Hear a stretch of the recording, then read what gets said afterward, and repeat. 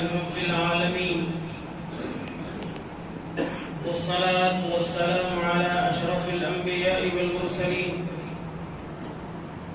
وعلى آله الطيبين الطاهرين وأصحابه الأكرمين الأفضلين وعلى من والاهم وأحبهم وتبعهم بإحسان إلى يوم الدين أجمعين أما بعد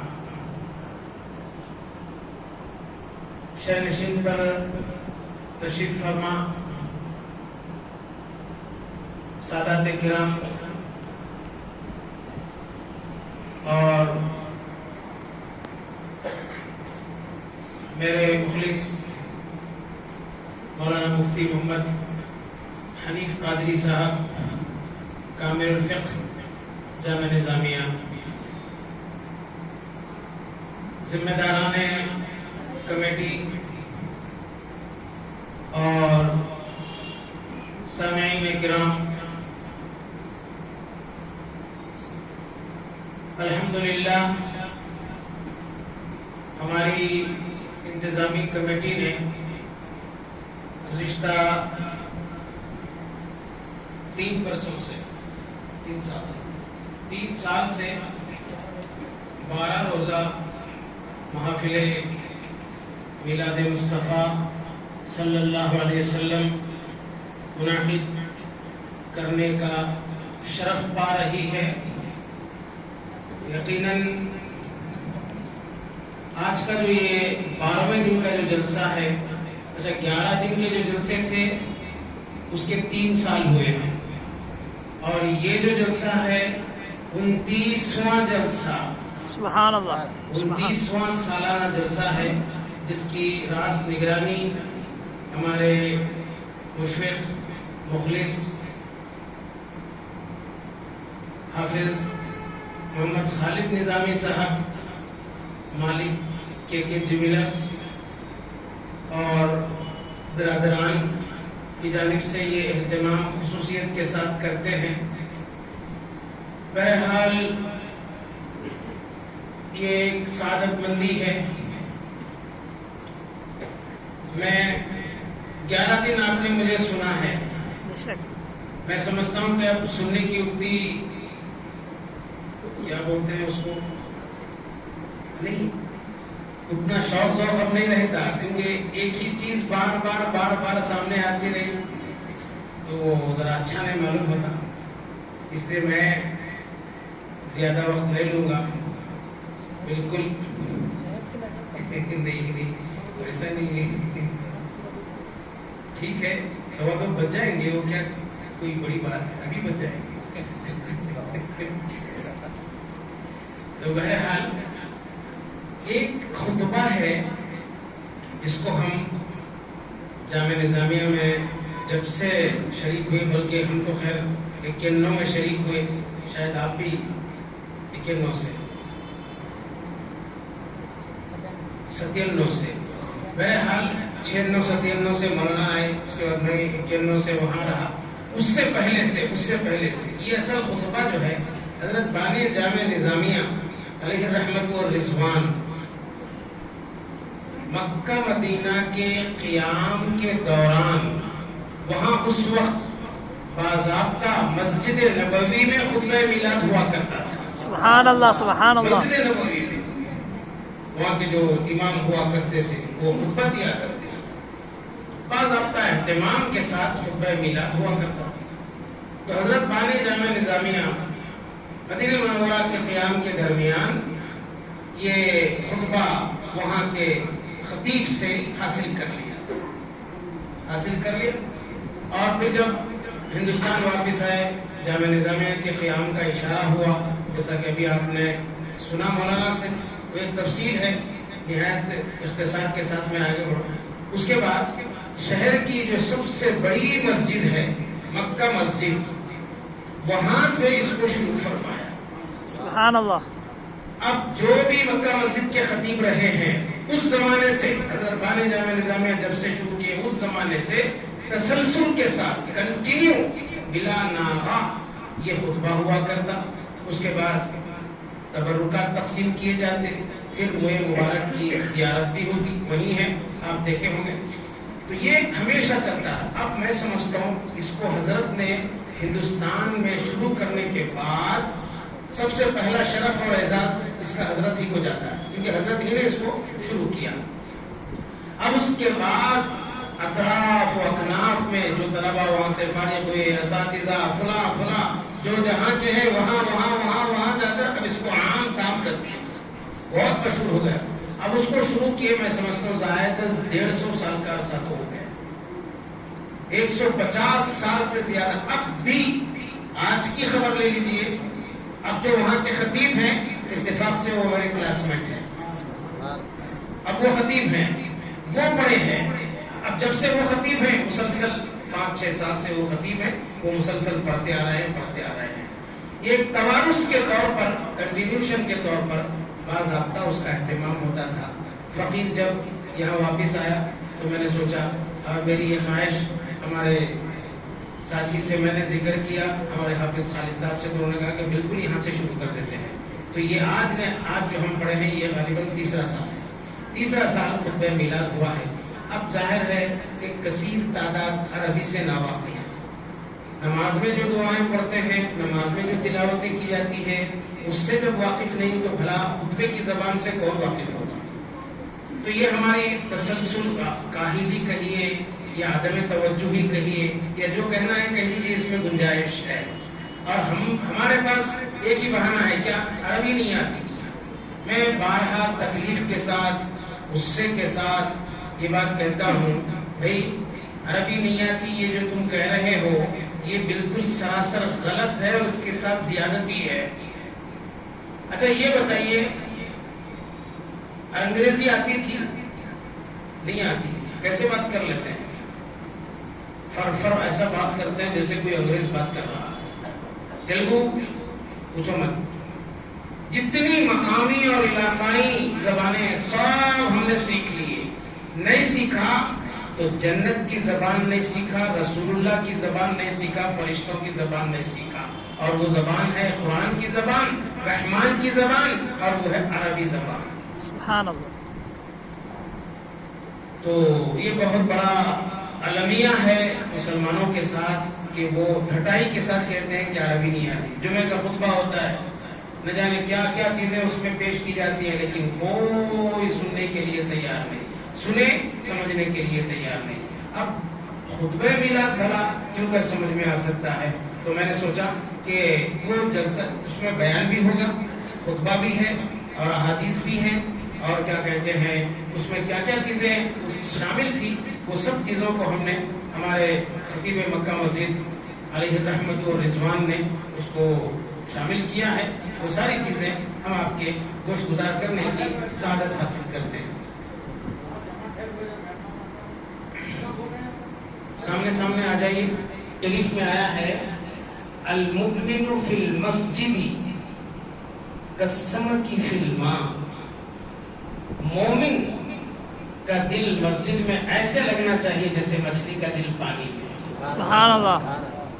اچھا دور جانے کی ضرورت نہیں. اچھا منافق اور فاجر کا دل جس طرح پرندہ پنجرے میں رہتا ہے بے چین، پنجرا سونے کا بھی ہو جائے، ہیرے جواہرات سے ڈرا ہوا ہو، تب بھی اس کو دل نہیں لگتا وہاں پہ، وہ آزاد فضاؤں میں جینا چاہتا ہے. تو وہ حال ہے. آپ اگر یقین نہیں کرتے، بخاری نکو، مسلم نکو، ترمذی نے، ابن ماجہ نے، ابو داؤد نے، کتب حدیث کچھ نہیں. ہماری شہر کی سب سے بڑی مسجد، یہ حدیث یہاں ہے، مجھے معلوم بھی نہیں تھا. ہمارے ایک مخلص ہیں مشتاق صاحب نظامی، شاید وہ اس مجلس میں ہیں، انہوں نے مجھے بتا دی ہیں خالی مشتاق بھائی، مشتاق صاحب ان کا نام ہے، وہ بہت زیادہ مطالعہ رکھتے ہیں. جب میں نے جامع مسجد میں یہ حدیث بیان کی تو بیان کے بعد میرا ہاتھ پکڑ کر انہوں لے جا کے بولے مولانا ابھی جو آپ نے حدیث بیان کی یہاں پر لکھی ہوئی ہے. سبحان اللہ سبحان اللہ. آپ داخل ہوتے ہی آخری کمان لیفٹ سائڈ میں، آخری کمان سے جائیے، جو اوپر جانے کا سیڑھیوں کا جو راستہ ہے اس کے اطراف میں یہ حدیث لکھی ہوئی. دیکھا تو یقین مانیے جو پڑھے تھے اس کی یاد تازہ ہو. پورے بالکل خوش خط میں غالباً خط نسخ میں لکھا ہوا ہے. المؤمن فی المسجد کالسمک فی الماء. تو یہ حل ہمارا ہونا چاہیے، لیکن کثرت مشاغل اور کیا کہتے ہیں صحبتوں کی کمی نے ہمیں کہاں سے کہاں تک پہنچا دیا. چلیے خطبے کا آغاز کرتے ہیں. یہ خطبہ میلاد ہے. اس میں حضور پاک صلی اللہ علیہ وسلم کے پیدائش کے وقت جو واقعات رونما ہوئے اور جو کیا کہتے ہیں معجزات ظاہر کیے گئے ہیں، وہ سب کچھ تو خاص بات دیکھیے یہ ہے کہ کچھ تو آپ کی والدہ ماجدہ سے مروی ہیں، خود حضرت آمنہ اس کی روایت کر رہی ہیں رضی اللہ عنہ، اور کچھ صحابہ سے ہیں، وہ بھی اکابر صحابہ کرام سے. اب سب سے پہلے اس میں ایک آیت آتی ہے، اعوذ باللہ من الشیطان الرجیم، بسم اللہ الرحمن الرحیم، قد جاءکم من اللہ نور وکتاب مبین. اللہ کے پاس سے تمہارے پاس ایک نور اور روشن کتاب آئی. تو اس میں اب میں اپنی طرف سے کچھ نہیں کہوں گا. وذکر، جب تمام مفسرین اور اس میں خاص طور پر حضرت اسماعیل حقی رحمۃ اللہ علیہ تفسیر روح البیان، ایک تفسیر کی بہت بڑی کتاب ہے، تو اس میں انہوں نے لکھا ہے کہ پہلے سے مراد یعنی نور سے مراد نبی کریم صلی اللہ علیہ وسلم کی ذات، اور کتاب مبین سے مراد قرآن مجید ہے. یہ تو بالکل واضح بات ہوگی. اچھا اس کے بعد سنیے، حضرت جابر رضی اللہ عنہ سے روایت ہے کہ انہوں نے نبی کریم صلی اللہ علیہ وسلم سے سوال کیا، یا رسول اللہ صلی اللہ علیہ وسلم، ما اول شیء خلق اللہ، کہ سب سے پہلی چیز کون سی ہے جس کو اللہ نے پیدا کیا ہے؟ تو حضور پاک صلی اللہ علیہ وسلم نے ارشاد فرمایا، خلق قبل كل الاشیاء نور نبیک صلی اللہ علیہ وسلم. اللہ تبارک و تعالیٰ نے سب سے پہلے تمہارے نبی کے نور کو پیدا فرمایا. سبحان اللہ. اب اس کے بعد یہ اس وقت کی بات ہے، وَلَمْ يَكُنْ فِي ذَلِكَ الْوَقْتِ لَوْحٌ وَلَا قَلَمٌ. اس وقت نہ لوح محفوظ تھا، نہ قلم تھا، نہ زمین تھی، نہ آسمان تھا، نہ جنت تھی، نہ دوزخ تھی، اور نہ انسان تھے، نہ فرشتے تھے، نہ جنات تھے، نہ شمس تھا، نہ قمر تھا، نہ چاند تھا، نہ سورج تھا. یہ اس وقت کی بات ہے. ایک اور روایت ایمان تازہ کر دے گی، سنیے. حضرت سیدنا ابو ہریرہ رضی اللہ عنہ سے روایت. میں ہمیشہ جب بھی ابو ہریرہ کا نام آتا ہے اندر سے خوشی محسوس ہوتی ہے. یہ کثیر الروات صحابہ میں ان کا شمار ہوتا ہے، بہت زیادہ روایت کرنے والے صحابہ میں سے. تو انہوں نے روایت کی ہے کہ ان رسول اللہ صلی اللہ علیہ وسلم سأل جبرائیل، حضرت نبی پاک صلی اللہ علیہ وسلم نے حضرت جبریل علیہ السلام سے پوچھا، جبریل بتاؤ تمہاری عمر کیا ہے؟ سبحان اللہ سبحان اللہ. حضرت جبریل سے پوچھے کہ تمہاری عمر کیا ہے؟ تو حضرت جبریل نے کہا کہ فقال لا ادری، یا رسول اللہ مجھے اندازہ نہیں کہ میری عمر کیا ہے، مجھے نہیں معلوم ہے. سیدھی سی بات، عام ترجمہ کہ مجھے نہیں معلوم ہے. اس کے بعد حضور پاک سے انہوں نے ایک بات کہی، لیکن یا رسول اللہ مجھے اپنی عمر کا تو اندازہ نہیں ہے، لیکن میں چوتھے حجاب، چوتھے آسمان میں ایک ستارے کو طلوع ہوا دیکھتا تھا، اور وہ ایک ستارہ ہر 70,000 سال کے بعد طلوع ہوتا تھا. سبحان اللہ. چوتھے آسمان میں ایک ستارہ طلوع ہوتا تھا، کب؟ روزانہ نہیں، ہر 70,000 سال گزرنے کے بعد وہ ایک بار نظر آتا تھا. اور اس ستارے کو میں نے 72 مرتبہ دیکھا ہے. سبحان اللہ. تو اس سے اندازہ لگائیے آپ کیا عمر ہوگی. تو اس کے بعد کیا ہوا صاحب؟ وَرَأَيْتُهُ 72,000 مرة، 72,000 مرتبہ دیکھا ہے. پہلے وہ ستارہ 70,000 سال کے بعد شروع ہوتا، انہوں نے اس کو دیکھا کتنی مرتبہ ہے؟ 72,000 مرتبہ دیکھا. فقال صلی اللہ علیہ وسلم، یہ سن کر اب یہاں بھی اتنا اندازہ ہوا کہ بھی بہت زیادہ عمر والے ہیں. یہی اندازہ ہوا کہ وہ ستارہ طلوع ہوتا ہے اور میں نے اس کو 72,000 مرتبہ دیکھا ہے. تو خلاصہ یہ ہوا کہ حضرت جبریل بڑی عمر والے ہیں، بہت زیادہ عمر ہے. اس کے بعد حضور پاک صلی اللہ علیہ وسلم نے فرمایا، وَعِزَّتِ رَبِّي، جبریل میرے رب کی عزت کی قسم وہ ستارہ میں ہی تھا. سبحان اللہ سبحان اللہ. وعزت ربی انا ذلک الکوکب، میں ہی وہ رنگ ہوں، اچھا میں ہی وہ ستارہ ہوں۔ اس کے بعد امام قسطلانی رحمۃ اللہ علیہ نے المواہب اللدنیہ میں ایک بات لکھی ہے کہ اللہ تبارک و تعالیٰ نے جب آدم علیہ السلام کو پیدا کیا، تخلیق اول یہی ہے، آدم علیہ السلام کو پیدا کیا تو آدم علیہ السلام سے کہا ارفع رأسک، آدم اپنے سر کو اٹھاؤ، تو انہوں نے سر کو اٹھایا تو آپ نے دیکھا فرآ نور محمد صلی اللہ علیہ وسلم فی سرادق العرش، عرش کے کنگوروں میں نبی پاک صلی اللہ علیہ وسلم کے نور کو انہوں نے دیکھا، حضرت آدم علیہ السلام۔ اس کے بعد فقال، عرض کیا رب العالمین کی بارگاہ میں، یا ربی ما ھذا النور، یہ نور کیسا ہے، یہ نور کس کا ہے، یہ کون ہے؟ مختلف اس کے ترجمے ہو سکتے ہیں۔ قال، اللہ نے فرمایا ھذا نور نبی من ذریتک، یہ تمہاری اولاد میں سے ایک نبی کا نور ہے، تمہاری اولاد میں سے ہوں گے تو یہ شرف حاصل ہے تمہیں۔ وَاسْمُهُ فِي السَّمَاءِ احمد، اور ان کا نام نامی، اسم گرامی آسمان میں احمد ہے اور زمین میں محمد ہے۔ سبحان اللہ سبحان اللہ۔ اس کے بعد کیا فرمایا وہ سنیے سب، لولاہ ما خلقتک، اگر ان کو پیدا کرنا مقصود نہ ہوتا تو اے آدم میں تمہیں بھی پیدا نہیں کرتا، اور نہ ہی زمین کو، نہ آسمان کو، اور نہ چاند کو، سورج کو، یہ پوری تفصیل ہے۔ ایک اور روایت میں ہے کہ ان نورہ صلی اللہ علیہ وسلم نزل فی مکہ، ایک حدیث ہے جس میں حضور پاک صلی اللہ علیہ وسلم نے ارشاد فرمایا کہ میرے نور کی اللہ پاک مردوں، پاک عورتوں میں حفاظت کرتے کرتے کرتے یہاں تک کہ اس خاندان میں، اس قبیلے میں، پھر حضرت عبد المطلب میں، پھر وہاں سے منتقل ہوتے ہوتے ابوین یعنی حضرت عبداللہ اور حضرت آمنہ میں اس نور کو جمع کر دیا۔ اب اس کے بعد سنیے صاحب، حضرت آمنہ رضی اللہ عنہ کیا کہتی ہے،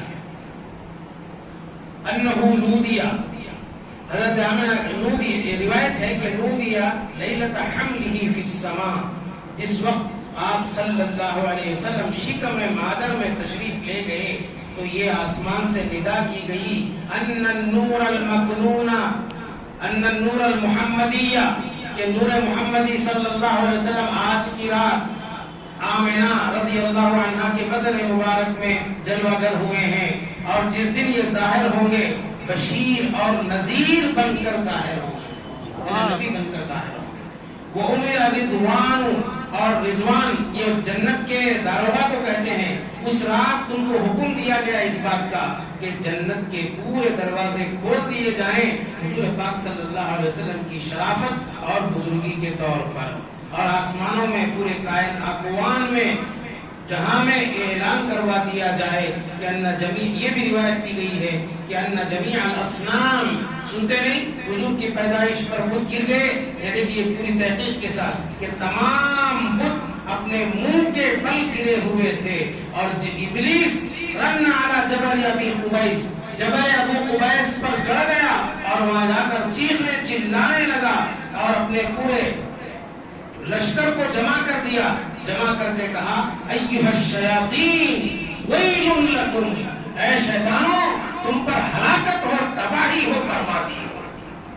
ایک شیطان دوسرے شیطان پہ ملامت کرا دے، یہ بھی بات بہت اچھی ہے، ان خود شیطان اور جس کو جمع کیا وہ بھی شیطان، بولا کیا ویل لکم ایھا الشیاطین، اب درجہ ہے اس کا ذرا بڑا ہے، یہ سب چھوٹے ہیں، کیا کرا، تباہی ہے تمہارے لیے، بربادی ہے۔ وہ سب پریشان ہو گئے، اور اس کے بعد ان بولا ان محمد صلی اللہ علیہ وسلم حملت حکمہ فی هذه الليلہ، معلوم ہے آج کی رات کیا ہے، آج کی رات یہ ہے کہ نور محمدی صلی اللہ علیہ وسلم شکم مادر میں جلوہ گر ہوا ہے۔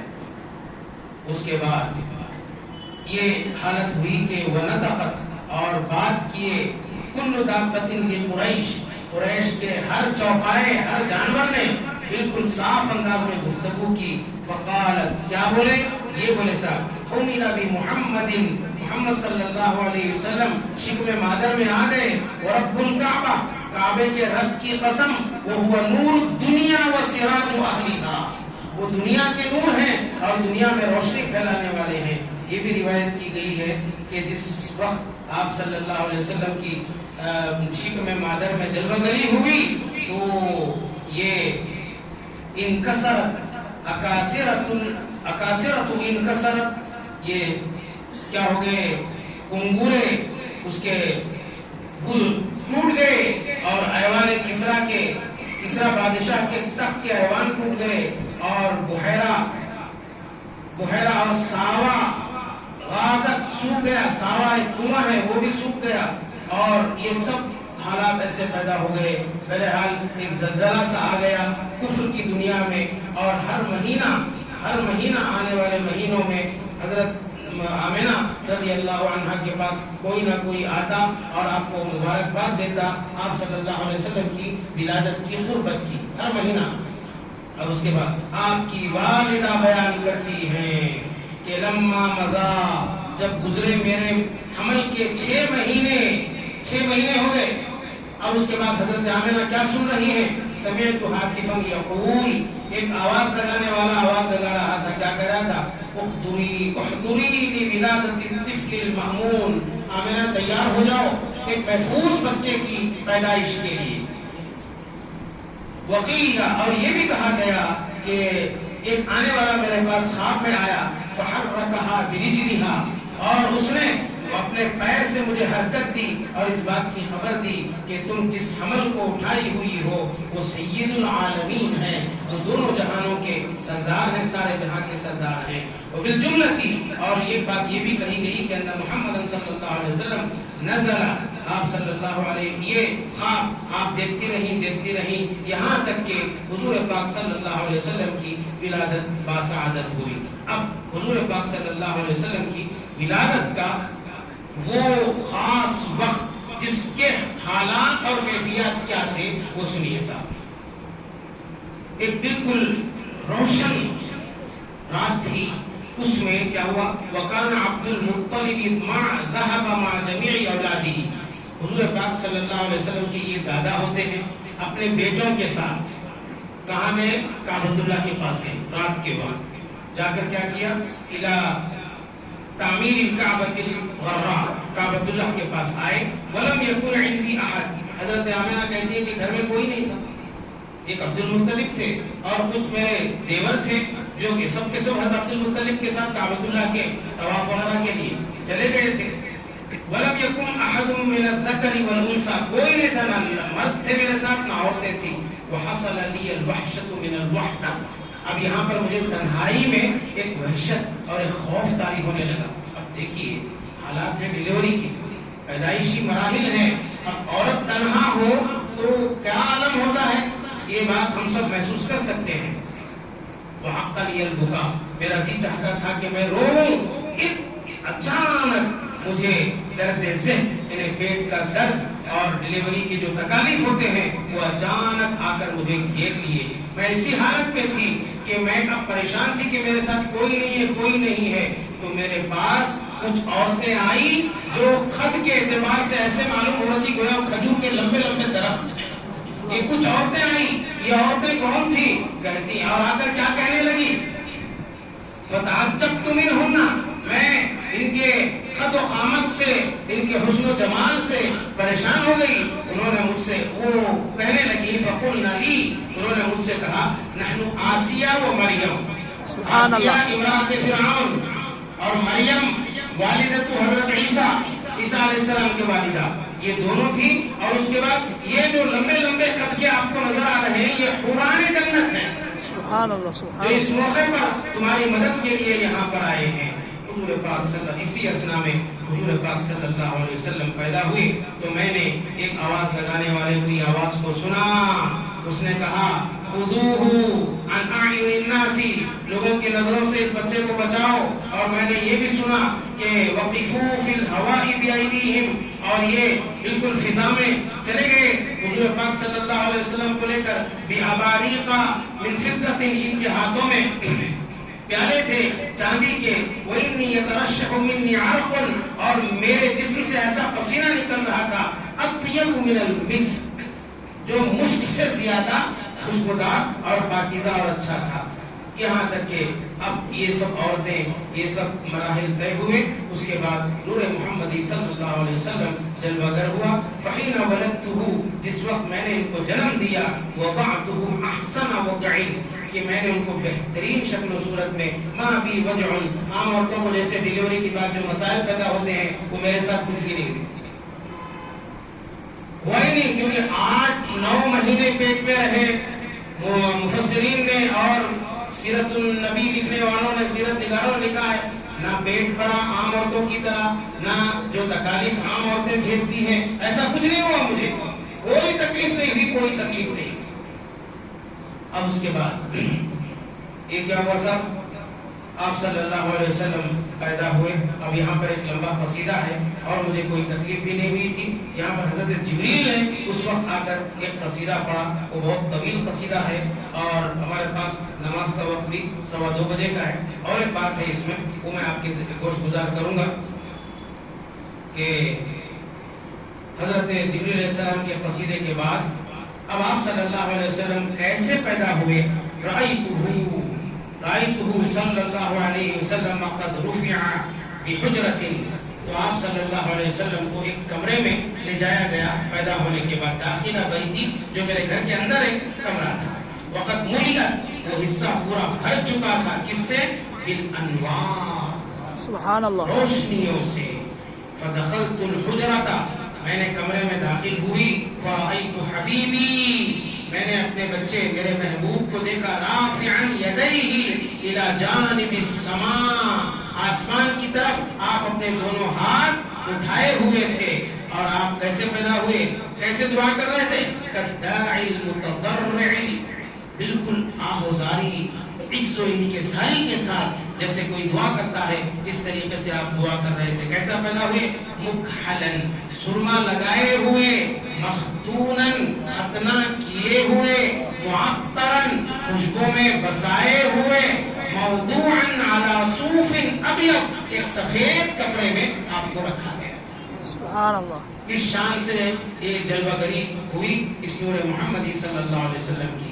اور میں نے ایک آواز یہ بھی سنی آپ کی والدہ بیان کرتے سمے، تو قائلا یقول اعطوا محمد صلی اللہ علیہ وسلم المصطفى خلق آدم، آدم علیہ السلام کے اخلاق ان کو دے دو، شیس علیہ السلام کی معرفت ان کو دے دو، اور نوح علیہ السلام کی شجاعت ان کو دے دو، ابراہیم علیہ السلام کی خلت ان کو دے دو، وہ صدق اسماعیل اور اسماعیل علیہ السلام کی صداقت انہیں دے دو. اور اسی طریقے سے وہ رضا موسیٰ اور حضرت موسیٰ کی رضامندی ان کو دے دو. یہ سب آوازیں آ رہی ہے، آوازیں آ رہی ہے. یعنی سارے انبیاء کرام میں جو معجزات آپ کو عطا کیے گئے تھے، تنہا تنہا، سنگل، یہ سارے کے سارے حضور پاک صلی اللہ علیہ وسلم کی ذات بابرکت میں سب جمع کیے. سبحان اللہ. سب کے سب جمع کی گئے، یعنی سارے اخلاق کو حضور پاک صلی اللہ علیہ وسلم کی ذات بابرکت میں جمع کر دیے گئے. اور اس کے بعد کیا ہوا صاحب، حضرت عبد المطلب رضی اللہ عنہ، حضرت عبد المطلب سے حضور پاک صلی اللہ علیہ وسلم سے متعلق ایک روایت ہے جو حضور کے دادا ہوتے ہیں، وہ یہ کہتے ہیں کہ لما ولد حبیبی محمد، جب میرے یہ پیارا بچہ محمد صلی اللہ علیہ وسلم پیدا ہوئی، وکنت فی تعمیر البیت، میں کعبۃ اللہ میں تھا. ابھی شروع میں نے عرض کیا نا کہ اپنے بچوں کو لے کر کہاں گئے تھے؟ کعبۃ اللہ کے پاس گئے تھے طواف وغیرہ کے لیے. تو میں نے دیکھا طواف کے دوران، فشاہدت البیت، میں نے کعبۃ اللہ کو دیکھا، مالا بارکانہ، اپنے ستونوں کے ساتھ حضرت آمنہ کی گھر کی طرف جھک گیا ہے. سبحان اللہ، سبحان اللہ. اس کے بعد وقال، اور کعبۃ اللہ سے یہ آواز آئی، الحمدللہ الذی فضلنی علی سائر الامم، کہ اللہ تبارک و تعالیٰ کا فضل اور تعریف ہے اس کے لیے کہ اس نے مجھے ساری امتوں پر عزت بخشی، بحرمت حبیبہ محمد المصطفیٰ صلی اللہ علیہ وسلم، حضور پاک صلی اللہ علیہ وسلم کی وجہ سے. ثم بشرت الارکان، ارکان البیت بعضها بعضا، پھر کعبۃ اللہ کے ستون ایک دوسرے کو مبارکبادی دینے لگے. پہلے تو خود گر گئے، پھر اس کے بعد کعبہ جھک گیا، اور اس کے بعد یہ ستون آپس میں ایک دوسرے کو مبارکبادی دینے لگے. اب یہ سارے مسائل حل ہوئے. میں دیکھا، فلما شاہدت یہ حالات جب میں نے اپنی آنکھوں سے دیکھا، خرجت من باب الصفا، صفا مروہ جہاں ہے نا، جو لوگ گئے ہیں ان کو اچھا معلوم ہے، حجر اسود کی طرف آپ رخ کر کے اگر ٹھہریں گے تو سیدھے جانب آپ کو صفا مروہ نظر آئے گا. تو میں یہاں طواف کر کے بالکل صفا کے راستے سے مصطفیٰ کے گھر کا راستہ لے لیا. جا کر دیکھا تو متوجہا الی دار المصطفیٰ رأیت الاسنام سقطت علی الکعبۃ، کعبۃ اللہ کے اندر منہ کے بل گرے ہوئے ہیں، علی رؤوسها، اپنے سروں کے بل. ورأیت منزل آمنہ، اور میں دیکھ رہا ہوں آمنہ کے گھر کو پورے پرندے اور کیا کہتے ہیں یہ جتنے اڑنے والے جو پرندے ہیں یہ سب ان کا جھرمٹ حضرت آمنہ کے گھر کے اطراف گھوم رہا ہے، تسبیحات، تقدیسات، تمجیدات کے ساتھ. سبحان اللہ. میں گھر گیا، فدققت باب الدار، میں نے دروازہ کھٹکھٹایا، فخرجت ام سید الابرار، حضور پاک صلی اللہ علیہ وسلم کی والدہ دروازہ کھولنے کے لیے آئی. آپ بتائیے ڈیلیوری ابھی ہوئی، ایک دن نہیں ہوا، آدھا دن بھی نہیں ہوا، کچھ لمحے گزرے ہیں، یہ خود عورت دروازہ کھولنے کے لیے آئی، حضور پاک صلی اللہ علیہ وسلم کی والدہ، اور کہتی ہیں کہ عام طور پہ نفاس جیسی کوئی شکایت یا تکلیف جیسی کوئی بات مجھے بالکل نہیں ہوئی.